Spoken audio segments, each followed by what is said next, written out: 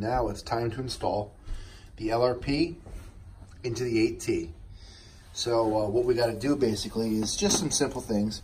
You know, this is obviously what's left of the 28. I just had to take these engine mounts off, take the clutch off, swap it over. So we'll get those installed. I'll get these engine mounts off. I already broke them loose, so that's a little easier. So we'll swap everything over, get it bolted in, and we'll be right with you. So let me get these off. Hang on one second. All right, guys, they're all installed. The engine mount's all nice. Now, I just wanted to show you, this is the old Flywheel. These are the old shoes. And these are the old springs. What I changed to is, this is a lightened Flywheel. It is loose because when the engine blew up, it just loosened that nut up for me, which is kind of easy, perfect. And I'm using aluminum clutch shoes. Some people like them, some people don't. I happen to really prefer the aluminum clutch shoes. They last longer. When they're brand new, they tend to slip a little bit. But once you get a nice wear on them, let's see if it focuses, a nice wear like that, it really does bite quite well. So I do prefer the aluminum ones, and I had to change the springs on them for the simple reason they were engaging way too early. It wasn't allowing the engine to rev up. It was basically right off idle. These were trying to engage. So that's why I went to a stiffer spring. So I'm gonna get the clutch moved over. I'm gonna get it installed into the LRP. And then next step, we'll be putting this guy right into the truck. And we'll see how that looks. So hang tight, guys. So now we have the LRP 32 all ready for installation. The engine mount is on, flywheel is on, clutch bell is on. The one thing you have to make sure you do when you're putting the clutch bell on, you have to make sure you install the shims when you're installing it. You don't want a lot of play in this. You want it to be able to move freely, and you do not want this to be able to wiggle back and forth. So very important to pay attention to your shims. I had to remove 2 of the shims compared to the old setup I had to use.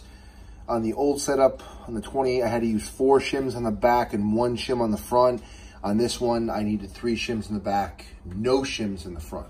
Or sorry, 4 in the back, 1 in the front now. So I removed one from the back and removed the 1 from the front.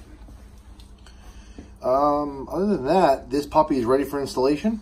The one thing I will say, my buddy Sean got me turned on to these drivers, these MIP drivers. These drivers are absolutely amazing. I have Snap-on, I have Mako stuff. I mean, these work so much better than any of these other bits. I mean, this was not a cheap set, this Snap-on set. I mean, this set was, it's setting back like 120 bucks. I mean, that's a lot. And they strip. They're not, these are so much harder, super hard. You get the focus on it, hang on. There we go. The metal is just super hard and it doesn't flex. The first time I went to take the engine out of this truck, I broke my Snap-on one. This one, however, it took it out no problem. And these are a great investment. They're about anywhere from like $12 to $15 a bit. You can buy them on A-Main. That's where I bought mine. I just ordered a bunch more. But Sean, again, I really appreciate these you know, pointing me in this direction. They are worth the investment. They truly are. With that said, we're going to get this in. We're going to get everything connected, check all of our fitments, check our pinion angle. I wish I had somebody to film for me, because it would be a lot better if I can do this as a continuous shot of building the engine up instead of doing it, cutting it, and things like that. So I wish I was able to do that, but unfortunately, I don't have someone to really film for me right now.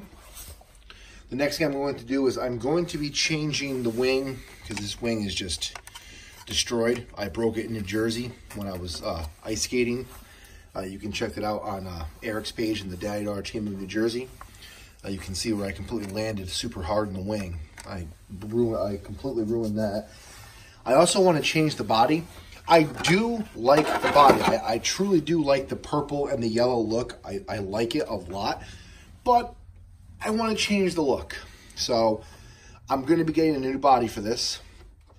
But with that said, enough talk. Let's get this thing mounted. So just like this, there she is, all installed. LRP is fully installed in the 8T. So just for ha-has. Oh, here comes my son. Fit. If I'm gonna have to notch out the hole.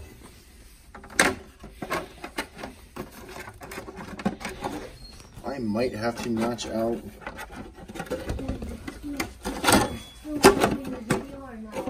Oh, definitely a lot taller, but there it is, guys.